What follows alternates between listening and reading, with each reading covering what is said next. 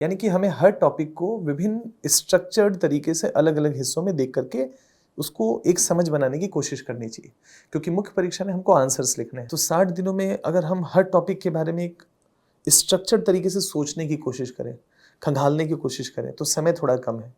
ऐसे में mains theory बहुत प्रभावी है।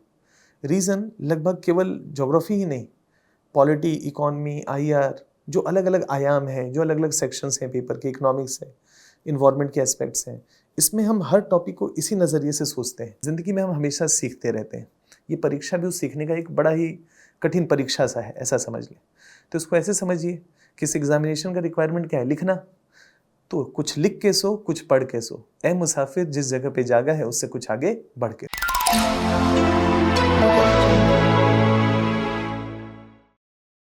नमस्कार, विजन आईएएस के इस सेशन में आप सभी एस्पिरेंट्स का स्वागत है। यूपीएससी प्रीलिम्स 2024 के रिजल्ट आउट हो चुका है और मुख्य परीक्षा में लगभग 60 दिन बचे हुए हैं। तो इसके लिए आवश्यक है कि आपके पास एक सटीक रणनीति हो, और आज के सेशन में हम लोग इसी रणनीति से संबंधित डिफरेंट एस्पेक्ट्स पर बातचीत करेंगे। और इस बातचीत में हमारे साथ विजन आईएएस के सीनियर फैकल्टी मृत्युंजय सर हैं। सर, आपका स्वागत है। Thank you Aditya. सर, अब बारी मेंस की है। सर, प्रीलिम्स से पूरी तरह से जो है फोकस जो है बच्चों का मेंस पे आ चुका है। तो क्या ध्यान रखना चाहिए इन समय में जब वो अपनी तैयारी को वहाँ पे शिफ्ट कर रहे हो? सर, के बारे में सर थोड़ा बताएं। हाँ आदित्य, ये बड़ा ज़रूरी है कि प्रारंभिक परीक्षा से मुख्य परीक्षा की तरफ स्विच किया जाए। जब हम प्रारंभिक परीक्षा की तैयारी कर रहे होते हैं तो हमारा बहुत ज़्यादा फोकस सूचनाओं के एकत्रण में, कुछ कॉन्सेप्ट्स के समझने में, मतलब दाएं बाएं इधर उधर जो भी चीज़ हम समझ सकते हैं उस टॉपिक के इर्द गिर्द, हम उस पर फोकस करते हैं। अब मेंस एग्जामिनेशन में उसको एक खाका देना ज़रूरी है। जैसे किसी भी टॉपिक के विभिन्न आयामों को समझना ज़रूरी है, क्योंकि जनरली जो क्वेश्चंस आ रहे हैं वो मल्टी डायमेंशनल एस्पेक्ट्स के हैं। जैसे कोई भी एक टॉपिक है, कोई भी एक टॉपिक है, उसके कारण को समझना ज़रूरी है। कारण अगर कुछ है उसका, या कुछ हो रहा है, कोई प्रक्रिया चल रही है, कुछ है, तो उसके कुछ प्रभाव भी होंगे। प्रभाव पॉजिटिव भी हो सकते हैं, प्रभाव नेगेटिव भी हो सकते हैं। अगर प्रभाव नेगेटिव हुए तो उसका कुछ समाधान होना चाहिए, और अगर समाधान हमारे पास है तो हो सकता है वो समाधान काफ़ी ना हो, तो ऐसे में कुछ सुझाव होने चाहिए। यानी कि हमें हर टॉपिक को विभिन्न स्ट्रक्चर्ड तरीके से अलग अलग हिस्सों में देख करके उसको एक समझ बनाने की कोशिश करनी चाहिए, क्योंकि मुख्य परीक्षा में हमको आंसर्स लिखने हैं।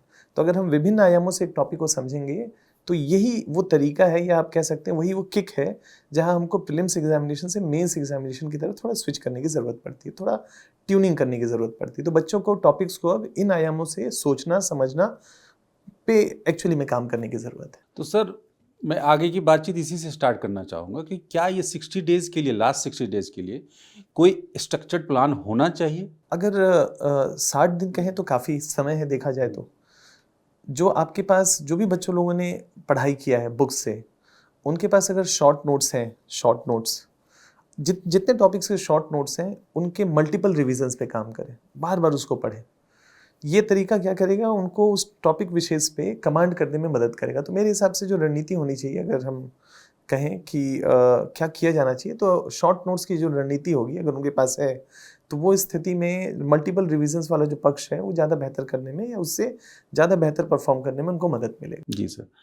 तो ये सर, ये जो 60 डेज है क्रूशियल तो है ही, साथ साथ इसमें स्टूडेंट को ये भी सुनिश्चित करना होता है कि कैसे कि सिलेबस, पूरा इंटायर सिलेबस कवर कर लिया जाए। तो सर, इसमें कैसे सुनिश्चित किया जाए कि उनका सिलेबस कवर हो जाए 60 डेज में? सर, पहला मेरा ये, और इसमें ट्रेंड, एग्जामिनेशन के ट्रेंड के बारे में उन्हें क्या ध्यान रखना चाहिए सर इसमें? देखिए, सिलेबस अगर हमको कंप्लीट करना है तो जो हम लोगों ने प्रारंभिक परीक्षा से अभी तक पढ़ते हैं, चाहे पॉलिटी हो, इकोनॉमी हो, ज्योग्राफी हो, वही टॉपिक आगे भी हैं। अगर हमने उसका शॉर्ट नोट्स बनाया हुआ है तो मल्टीपल रिविजन्स के पॉइंट ऑफ व्यू से उस तरह से सिलेबस को कंप्लीट किया जा सकता है, मतलब प्रभावी रूप से। एक होता है सिलेबस कंप्लीट करना और एक होता है कमांड करना सिलेबस पे। तो हमको न केवल कंप्लीट करना है बल्कि हमको उस पर कमांड करना है, उसको साधना है, ताकि हम प्रभावी रूप से आंसर लिख सकें। तो वैसे में अगर आपके पास शॉर्ट नोट्स है, मैं फिर से वही बात कह रहा हूँ, अगर है तो वेल एंड गुड है, नहीं है तो 60 दिन का समय है। आप कुछ टॉपिक्स पे और कोशिश करिए कि जितने पे बन जाए, और बाकी जिस पे नहीं बना हुआ है, जो भी आपने बुक पढ़े हैं, उन बुक्स को बार बार रिवाइज करने की कोशिश करें।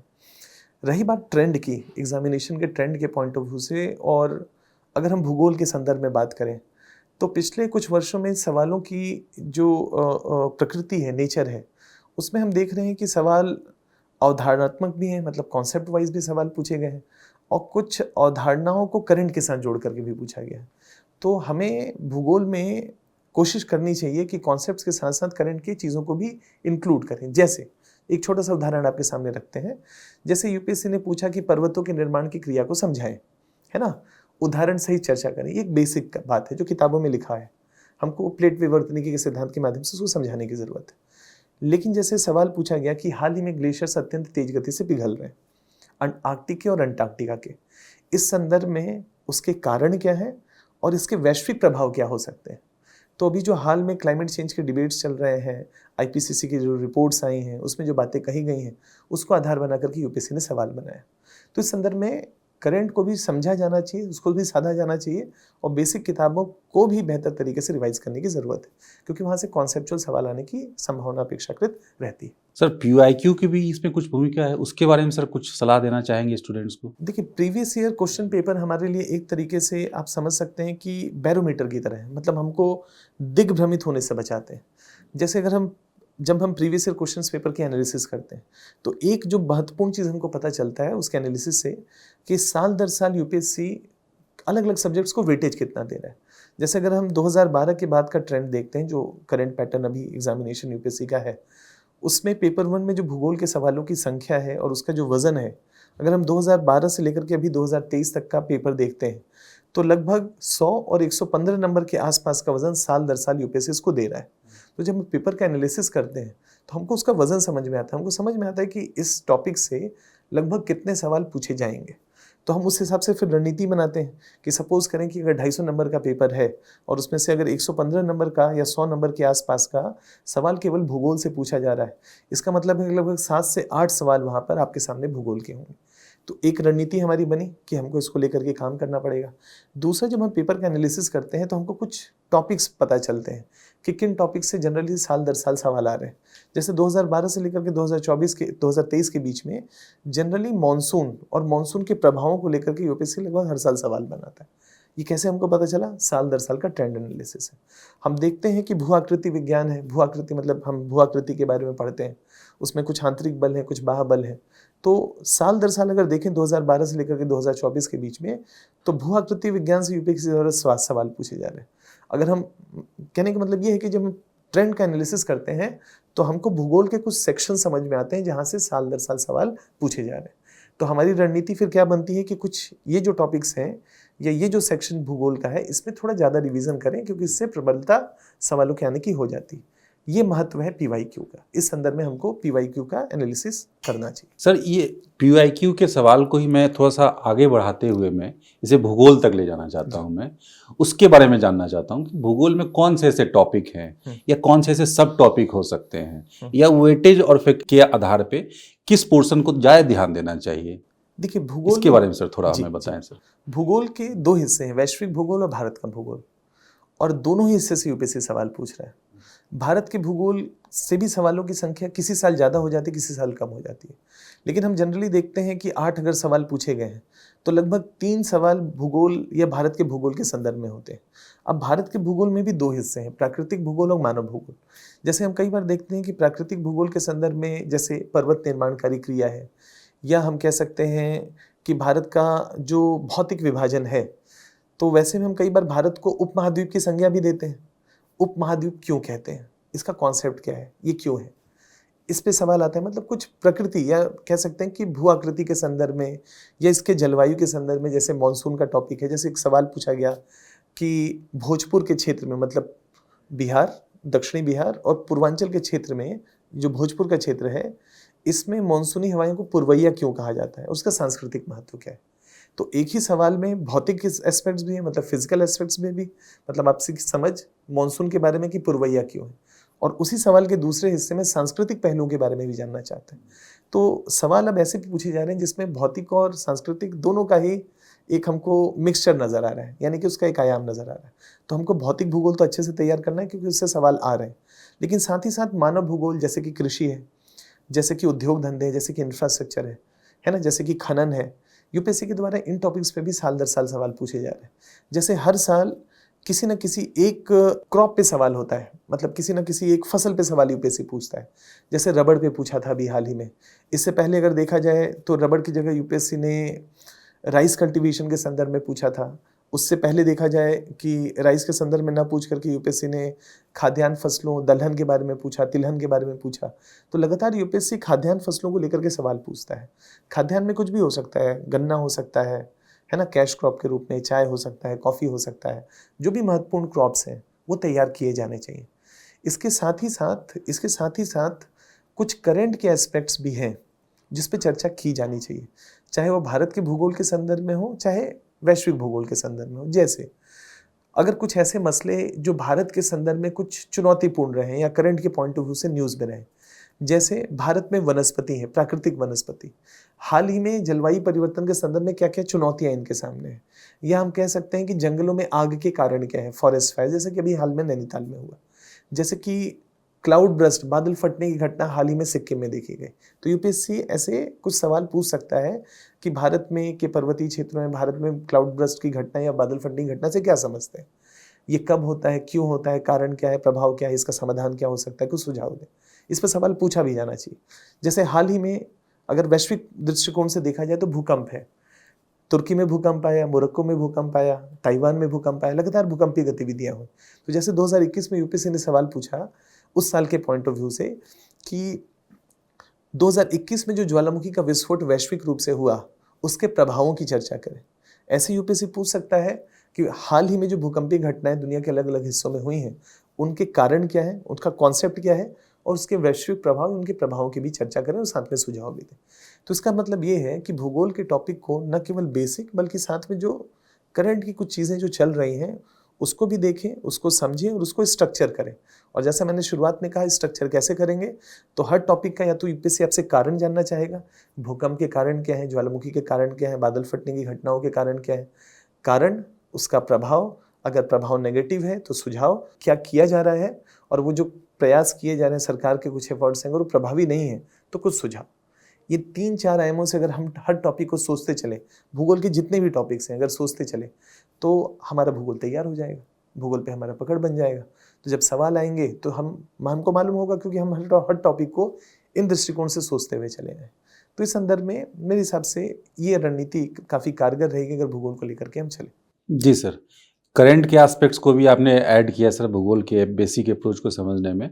सर मैं इसमें ऐड कर देता हूँ सर एक ये जो क्वेश्चन जो सामान्य रूप से बच्चों के मन में अभी कन्फ्यूजन बना रहता है कि मेंस 365 डॉक्यूमेंट जो विजन आईएएस का है काफ़ी पॉपुलर है, और न्यूज़पेपर, इसको कैसे यूज किया जाए, यूटिलाइज किया जाए, क्योंकि करंट की भूमिका तो है ही।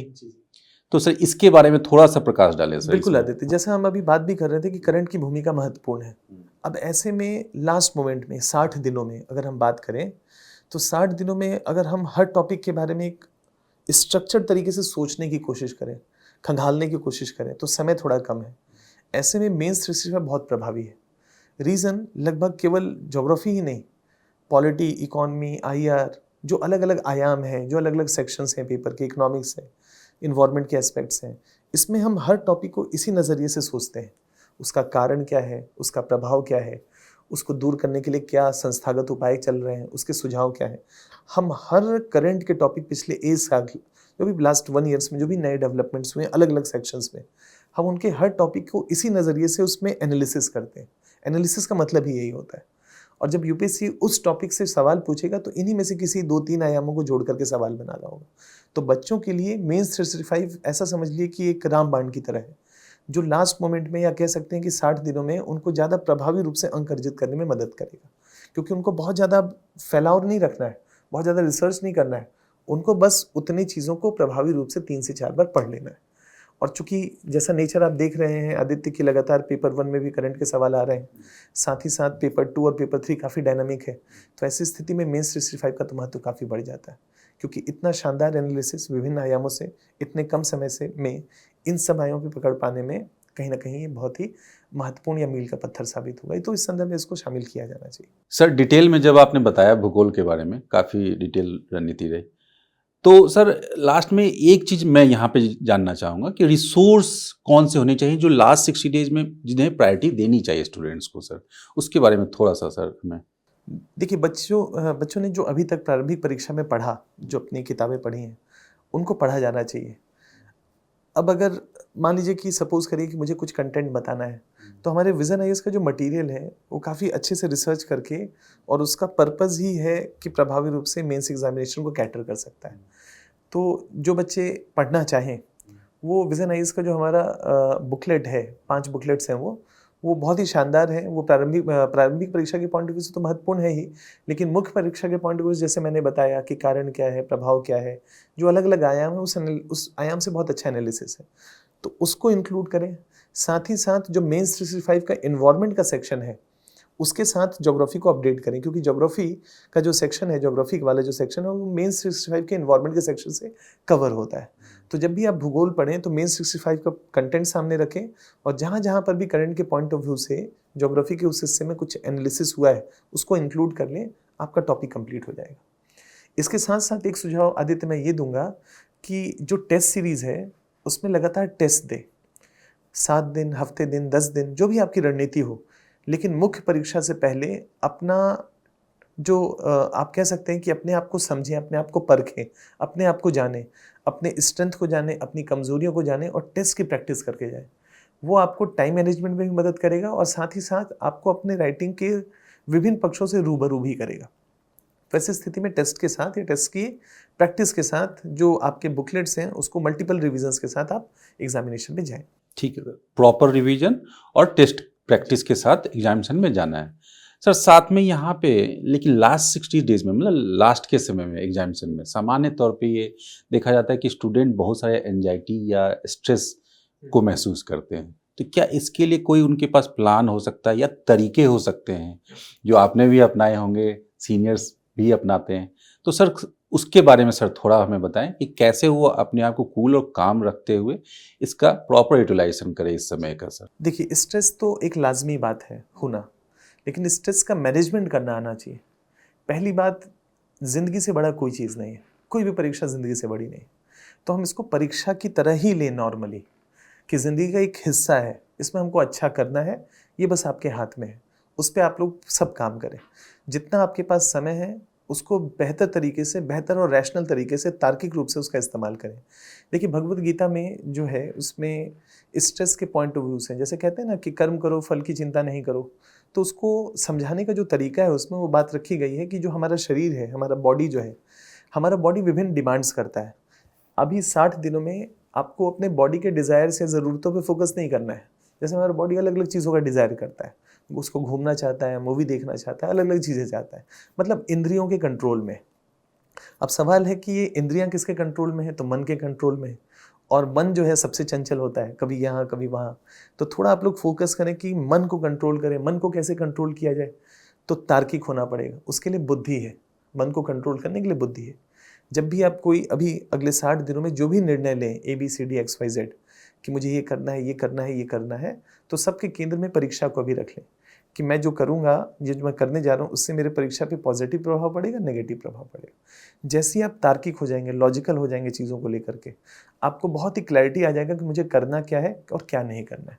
आधा स्ट्रेस तो वैसे ही दूर हो जाएगा, क्योंकि कन्फ्यूज़न खत्म हो जाएगा, है ना? तो थोड़ा सा बुद्धि के कंट्रोल में, मतलब अपने माइंड रैशनैलिटी के साथ हर चीज़ को सोचें कि नेक्स्ट 60 डेज़ की मेरी प्लानिंग क्या है।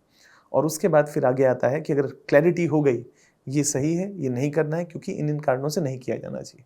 तो ये जो मुझे करना है, ये मैं पूरे शिद्दत के साथ करता हूँ, कर्म करता हूँ, फल की इच्छा बिल्कुल नहीं करूँगा। जो मेरे हाथ में है, शानदार तरीके से करूँगा। जब मैं ज़िंदगी में कभी आगे बढ़ूँगा, तो इस समय को जब सोचूंगा, तो याद करके मैं बहुत खुश होऊंगा कि यार मैंने अपना बेस्ट दिया था। बस इतना करें आप लोग, और जो भी होगा वो अच्छा ही होगा। एक लास्ट लाइन के साथ आपके साथ बात कहना चाहूँगा कि देखिए, ज़िंदगी में हम हमेशा सीखते रहते हैं। ये परीक्षा भी उस सीखने का एक बड़ा ही कठिन परीक्षा सा है, ऐसा समझ लें। तो इसको ऐसे समझिए कि इस एग्जामिनेशन का रिक्वायरमेंट क्या है? लिखना। तो कुछ लिख के सो, कुछ पढ़ के सो। ए मुसाफिर, जिस जगह पे जागा है, उससे कुछ आगे बढ़ के सो। जी सर, काफ़ी डिटेल में और काफ़ी प्रभावी तरीके से आपने सारे पक्षों को शामिल किया इस बातचीत में सर। इसके लिए काफ़ी धन्यवाद sir. Thank you Aditya. Sir के शब्दों में स्ट्रेस तो लाजमी है, बट स्ट्रेस का मैनेजमेंट भी आना चाहिए। इसीलिए ये जो लास्ट 60 डेज है, इसमें आप लोग अपने रिसोर्स मैनेजमेंट, टाइम मैनेजमेंट को ध्यान में रखिए। अपने आप को कूल रखें, काम रखें और इस 60 डेज का अच्छे से यूटिलाइज करो, आगे बढ़ते रहो, पॉजिटिव सोचो, आपके साथ अच्छा होगा, आप इस परीक्षा में जरूर सफल होगे। धन्यवाद।